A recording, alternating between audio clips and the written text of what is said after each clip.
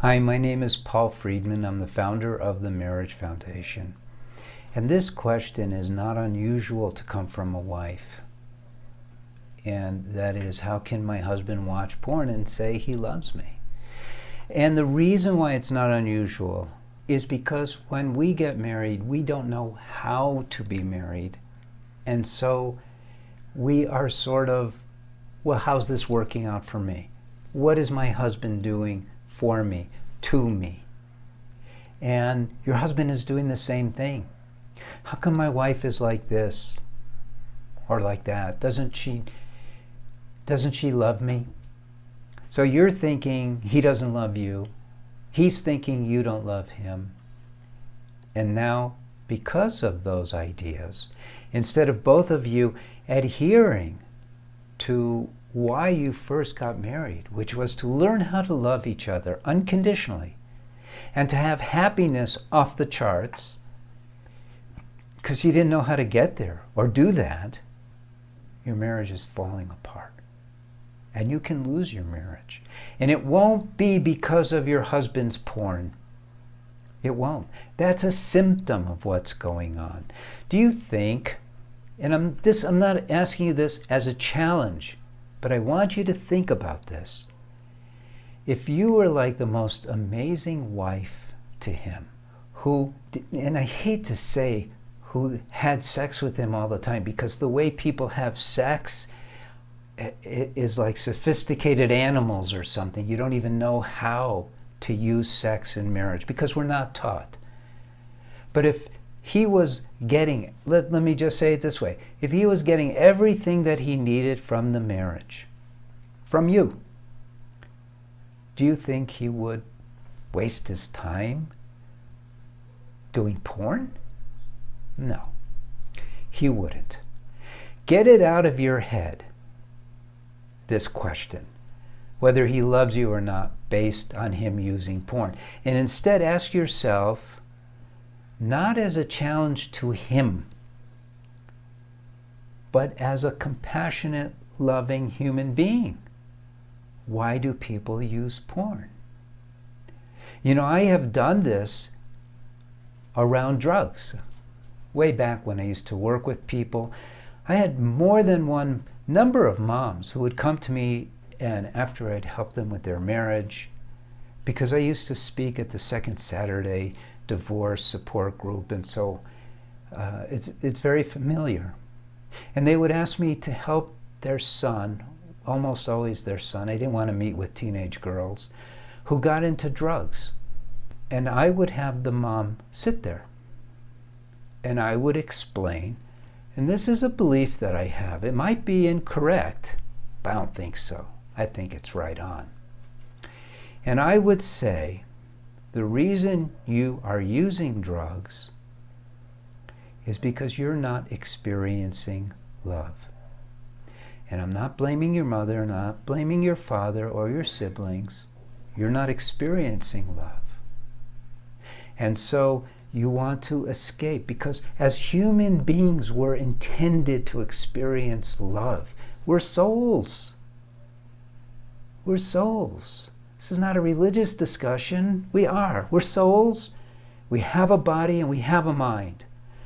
But our essence is souls. And the soul of us needs to be fulfilled. And love is what fulfills us. And joy. Love and joy is the nature of the soul. And no one teaches us. And I'm not blaming anybody for not teaching us. You know, civilization is evolving. And unfortunately, we're evolving much faster with technology and ways to blow each other up than with ways to enhance our lives from the inside out.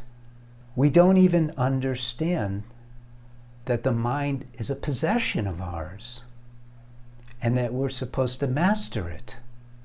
And so what happens is we go off in so many bizarre directions.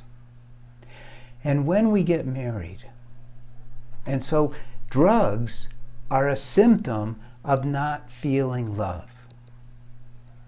So is pornography. Simply put, your husband isn't feeling love. I'm not excusing him, but I'm not condemning him either. I'm merely explaining it because there's something you can do about it. What you should not do about it is you should not condemn him. That's not being a loving wife, to condemn your husband, to be critical of him. That's not what you signed up to do. That's not in the vows. Oh, I will love you forever. You probably wrote your own vows. Everyone's writing their own vows. You're the one I've been waiting for, and now that I found you, I will love you, and knock your socks off. And instead you're being critical and condemning because he's using porn, which is self-destructive. You're not the cause either. It's not your fault that he's using porn. But it is better than using narcotics, which are addictive physiologically. So be happy for that. But there is something you can do about it. What? You can learn how to be married. You could get the understanding of marriage that I have. I've put it all down. I have books. We have these videos. You could subscribe to the channel. You could read articles. You could watch these videos, or you could get one of my books, or you could take the course for women. And frankly, if you are at this point where you're condemning your husband, I would recommend the course for women, because you need a lot of help getting back on track as an amazing wife, which is what you should be. And you should not be saying, well, he's not an amazing husband. That's the opposite of unconditional love. So hopefully this makes sense to you. Hopefully you're not going, oh yeah, it's all about men. What do I expect from a man? Blah, blah, blah, blah. I get that once in a while. And it's from people who are not mature enough to take a look at their own stuff, male and female. I get it from the men too. Oh, you're all about protecting women. It's always the guy's fault. I do. Watch some of, well, I get rid of those nasty comments, but I get just as much flack from men for taking the side of women as I do from women for taking the side of men. And I don't take anyone's side. A marriage is soulmates together, soulmates. And I want you to have a happy, love-filled, joy-filled marriage. And you got to learn how to do it in order to have that.